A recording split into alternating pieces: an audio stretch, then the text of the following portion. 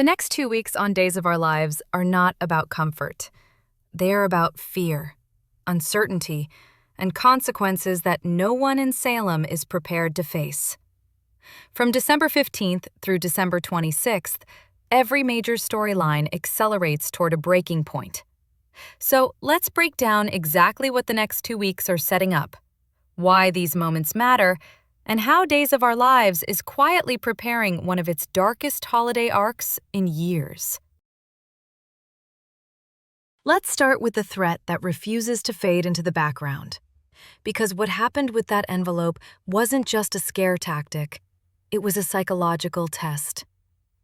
Alex Kyriakis and Stephanie Johnson are now officially on edge, forced into medical testing after being exposed to whatever was inside that package. And while doctors may eventually conclude that the substance wasn't truly lethal, the damage has already been done. Not to their bodies, to their sense of safety. Because this was never about poisoning them. It was about proving a point. Someone wanted Alex and Stephanie to feel vulnerable in their own home.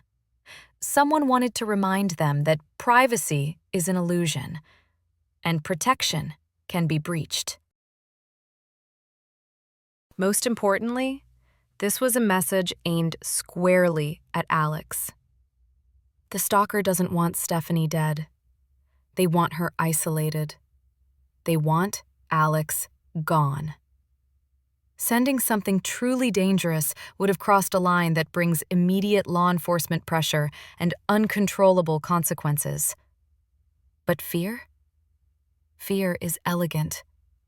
Fear works quietly. Fear convinces people to step away without being pushed.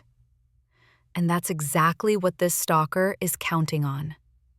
But instead of backing off, Alex hardens.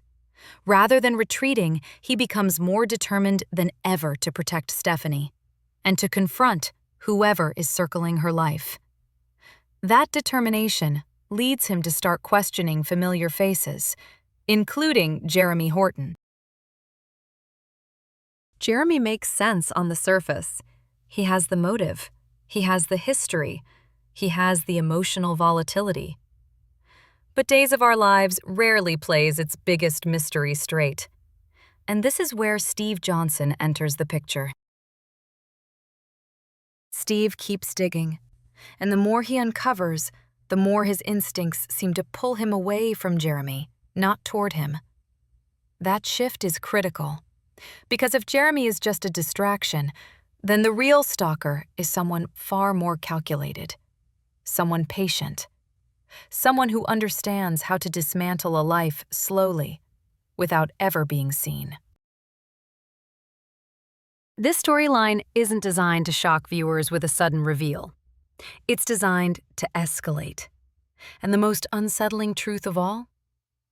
If this was just the warning, then the real move hasn't happened yet. While danger stalks quietly on one side of Salem, the DiMera crisis explodes emotionally on another.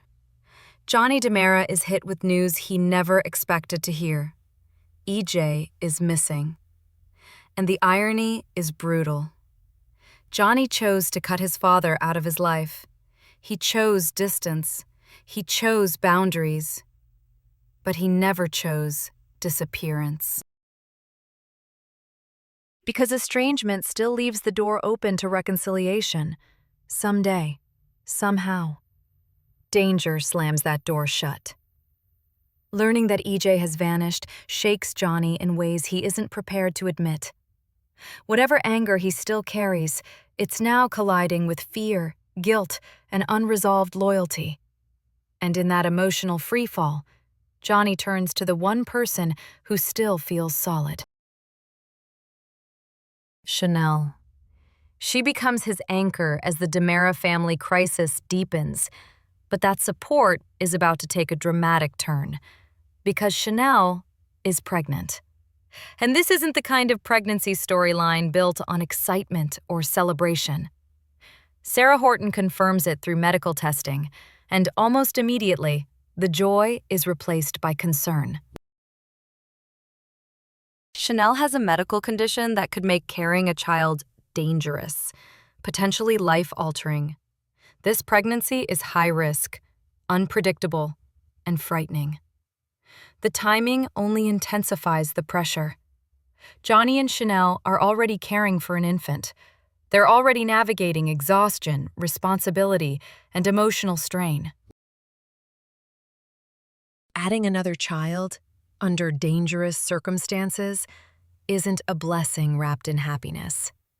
It's a test. This is shock layered on top of shock, fear layered on top of grief. And when Chanel finally admits the truth to Johnny, it lands at the worst possible moment, as his family is unraveling elsewhere, trapped in a mystery he can't control. Days of Our Lives is doing something very intentional here. Johnny is being squeezed from every direction. Loss, responsibility, love, obligation, all converging at once. And the real question isn't whether this pregnancy will change Johnny and Chanel's lives. It's how much emotional ground they'll lose before they find their footing again. While emotions spiral elsewhere in Salem, Rafe Hernandez shifts fully into investigator mode. Not as a concerned friend, not as a conflicted ex, but as law enforcement. With full FBI intensity, Rafe storms into a hospital lab that has already raised too many unanswered questions, and the impact is immediate. Mark Green doesn't just look surprised, he panics. That reaction is critical. Because truly innocent people don't freeze under pressure. They don't stumble over explanations, and they certainly don't radiate fear the moment a badge enters the room. Rafe sees it instantly. And from that moment on, this investigation stops being about speculation and starts becoming about exposure.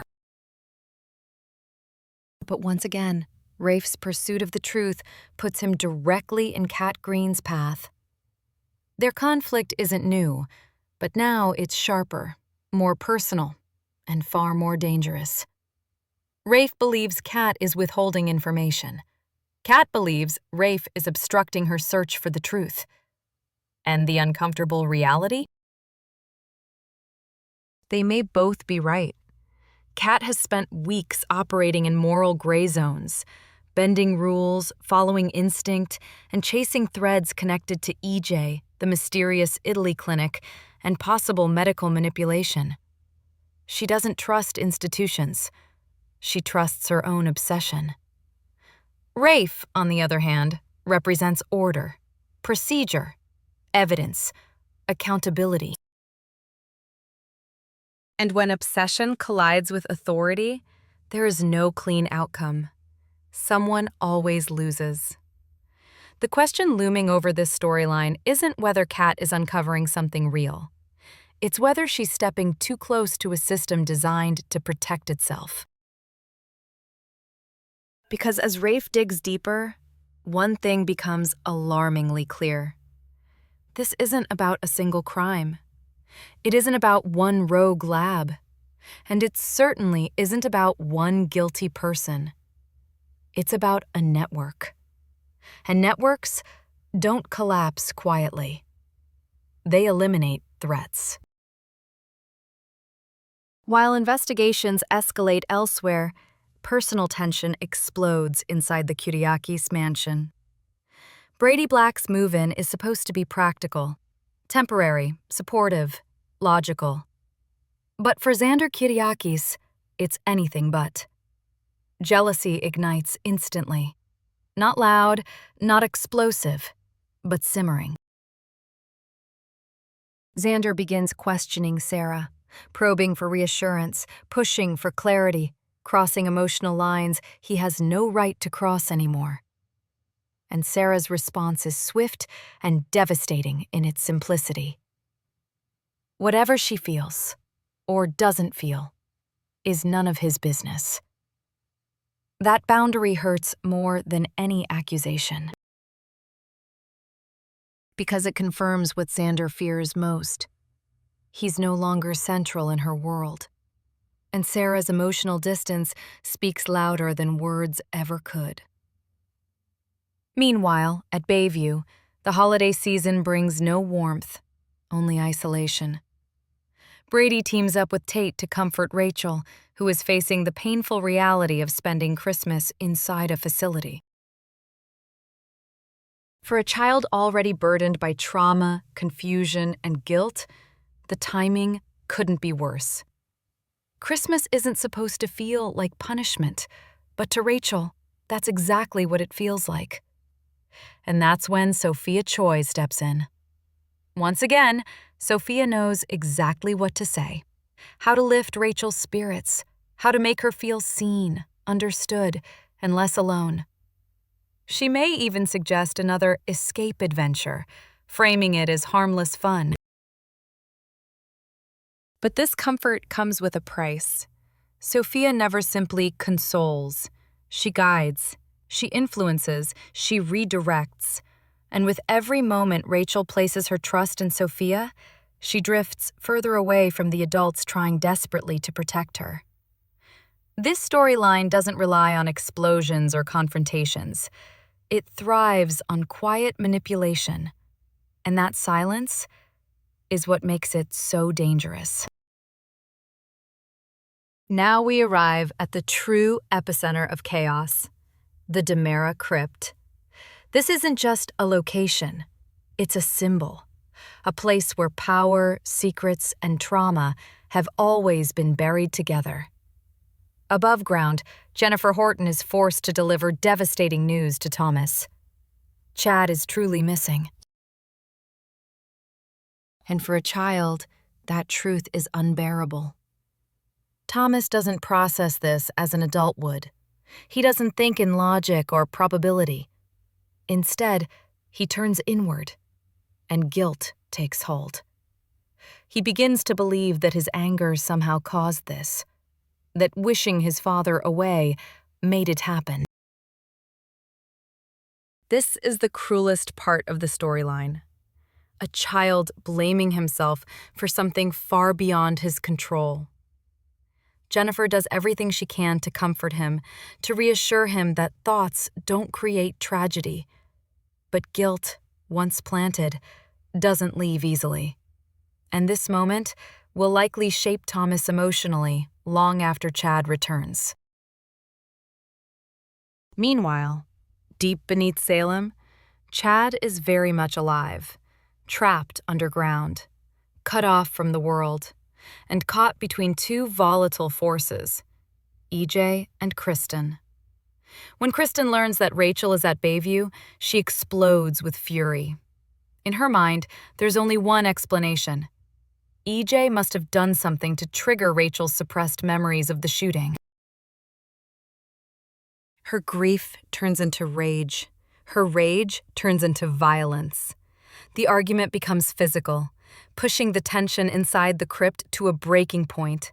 And if Chad hadn't stepped in, this confrontation could have ended far worse. But the chaos doesn't stop there. Because then, another presence emerges from the darkness. Peter Blake. Stefano DiMera's adoptive son. Kristen's brother. A name synonymous with manipulation, obsession, and psychological warfare. Now portrayed by Dan Gauthier, Peter's arrival instantly rewrites the power dynamics inside the crypt. His history alone is enough to make every word he speaks suspect. Is he truly another victim of this kidnapping? Or is he playing a long game, pretending to be trapped while quietly pulling strings? Peter has never been innocent, and he has never been accidental. By the week of December 22nd through December 25th, Peter begins answering questions, explaining how he was taken, how he ended up there. But truth has never been his specialty. What becomes increasingly clear is this. Someone is targeting the DiMeras with precision. Someone who understands their history. and someone who wants them psychologically broken. Together. There is good news, at least on the surface. Chad will make it home in time for Christmas. Whether the captives manage to escape on their own or are discovered by someone on the outside, the DeMiras will not remain buried forever. But Days of Our Lives makes one thing very clear. Freedom is not the same as peace. Escape doesn't erase trauma. Rescue doesn't undo damage. The emotional consequences of the crypt will linger, especially for Chad, who now has to face his children knowing what they endured in his absence. And this is where Kat Green's role becomes crucial. Kat may be instrumental in Chad's return, proving that her reckless, dangerous pursuit of answers wasn't pointless after all. But even if she succeeds, the cost of her choices may still come due later. Salem never lets anyone walk away clean. And then, on the other side of town, a quieter, but equally powerful, revelation takes place. Chanel finally tells Johnny the truth. She's pregnant. No more tests, no more avoiding the conversation, no more pretending it isn't real. Just reality. Raw and unavoidable. Johnny's reaction matters more than any medical report. Because he isn't just responding to a pregnancy. He's responding to fear, to responsibility, to the realization that his future is arriving all at once, while his family is falling apart elsewhere. Days of Our Lives isn't offering a sentimental holiday miracle. It's offering a crossroads. And every character is being forced to choose. The next 2 weeks of Days of Our Lives promise far more than shocking moments. They promise transformation. The crypt storyline drags Salem's darkest past into the present, forcing the DeMira family to confront the legacy they've never escaped. The pregnancy storyline pushes the future into focus, demanding honesty, courage, and sacrifice from Johnny and Chanel. And the emotional fallout touches every generation, from children like Thomas and Rachel to parents fighting guilt, fear, and regret. This isn't about answers yet. It's about alignment. Every storyline is moving into position. Every secret is closing in on exposure. And once everything aligns, nothing in Salem will be the same again.